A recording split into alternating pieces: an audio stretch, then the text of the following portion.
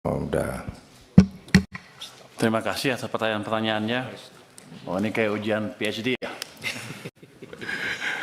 Oke, saya akan jawab sedikit-sedikit aja ya. Yang bisa saya jawab, yang nggak bisa nggak akan saya jawab. Sebagian tertulis nanti. Dari PDIP, Pak Andreas menanyakan apakah ada macam-macam kan. Yang utama adalah apakah kita meningkatkan efisiensi. Kalau di pupuk kan kita sudah akan invest di pupuk ya. Dan kelihatannya sudah akan membaik. Tapi begini, saya monitor proposal-proposal di Danantara. Setiap ada yang berhubungan dengan efisiensi, pengurangan cost, segala macam, saya selalu akan PMN kalau bisa. Tapi sampai sekarang juga proposal juga nggak terlalu jelas-jelas amat. Jadi kelihatannya nih arena Anda diskusi dengan Danantara semalam dijadikan ajang curcol Danantara ke Anda ya. Untuk menekan saya kelihatannya. Nggak apa-apa. Yang jelas gini tadi, apakah untuk energi terbarukan ada dari Pak ini kan jangka panjang sekali kan. Kebetulan saya beberapa minggu terakhir rapat dengan Pak Presiden dan Menteri SDM, ada desain untuk membuat PLTS menggantikan listrik yang ada sekarang. Investasi cukup besar, bisa mungkin sekitar 75 miliar dolar kalau jadi. Tapi pada waktu diskusi pertama saya melihat cost-nya masih tinggi, masih 9 sen dolar per kWh. Saya bilang kalau gitu sih subsidi saya nambah. Tapi mereka sedang berusaha terus dan kemarin sudah ada berita bagus. Pada saat sekarang harganya bisa 6 sen dolar per kWh. Saya bilang kalau itu betul, matangkan, kita kalau perlu PMN. Karena pada akhirnya akan hilang itu subsidi yang terlalu besar untuk listrik. Jadi kita nggak diam aja. Tadi Pak siapa lagi ya? Yang nanya tentang energi baru terbarukan. Jadi saya Pak Primus ya. Jadi saya selalu amatin semua proposal yang beredar di kementerian itu, setiap termasuk Danantara ya. Setiap ada yang bisa mengurangi biaya, kami akan ini secepatnya. Tapi kelemahan yang utama memang saya sadar juga di sini waktu saya kan baru minggu ketiga ya. Yang nggak tahu semuanya sekaligus kan. Tapi saya tahu bahwa ketika mereka bilang ke saya, subsidi ditendang ke tahun depan pembayarannya. Maksudnya? Kompensasi Pak. Kompensasi. Kalau subsidi kita bayar ya, yang kompensasi kita tendang ke tahun berikutnya. Maksudnya apa?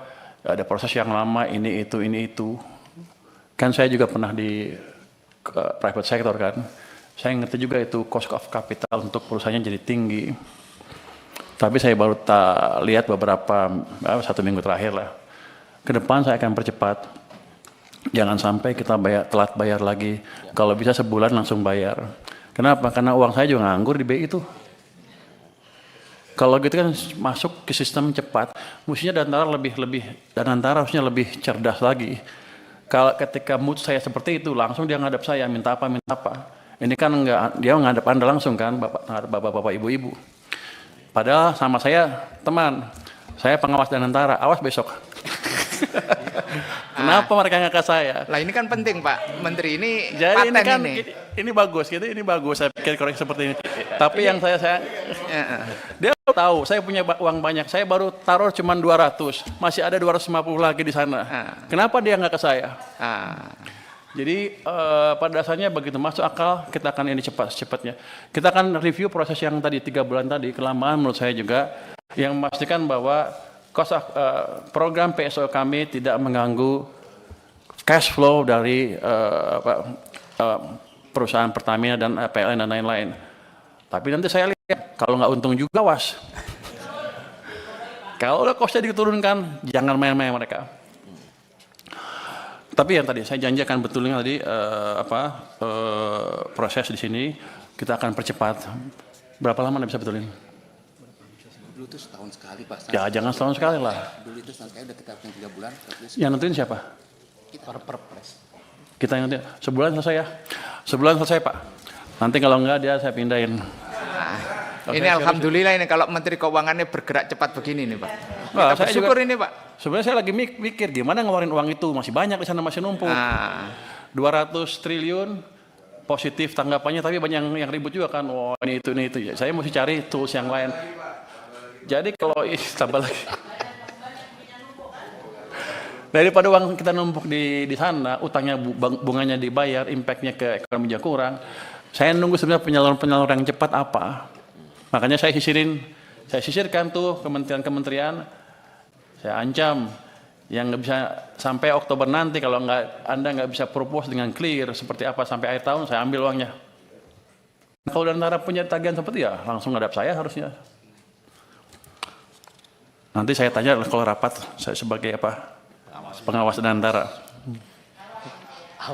Awas ya kan.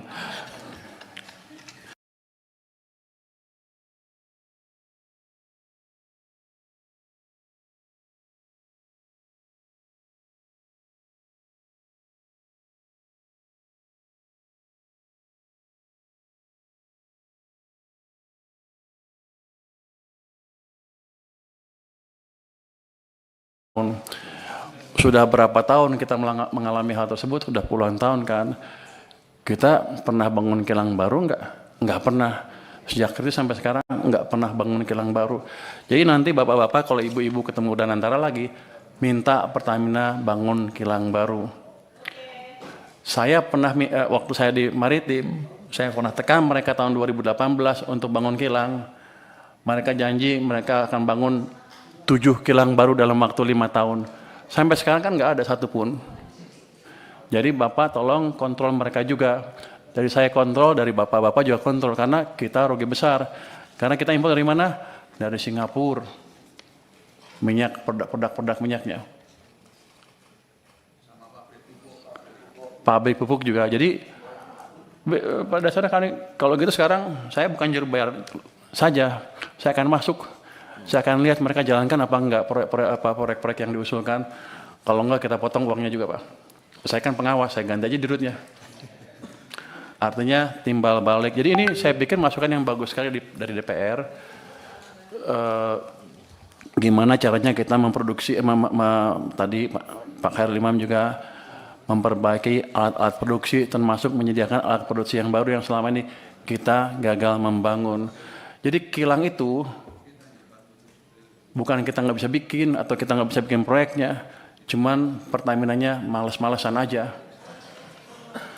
Saya pernah kasih ke mereka biar aja karena mereka jelek-jelekin saya kemarin kan. Saya pernah kasih tawaran ke mereka kalau nggak bisa bikin ya udah, ini ada investor dari Cina mau bangun kilang, Anda perlu beli 30 tahun, setelah 30 tahun Anda dapat kilangnya gratis. Pertamina bilang kami keberatan dengan usul tersebut karena kami sudah over capacity. Waktu itu saya kaget, over capacity apa? Kami sudah rencana bangun 7 kilang baru, satu pun nggak jadi kan? Mereka bilang, iya tapi ke depan akan jadi, sampai sekarang nggak jadi. Yang ada malah beberapa dibakar kan. Jadi tolong dari parlemen juga mengontrol Pertamina untuk hal tersebut. Jadi kita kerjasama. Tujuan kita sama sebetulnya mengurangi subsidi dan membuat subsidi yang ada pun lebih murah dan tepat sasaran. Jadi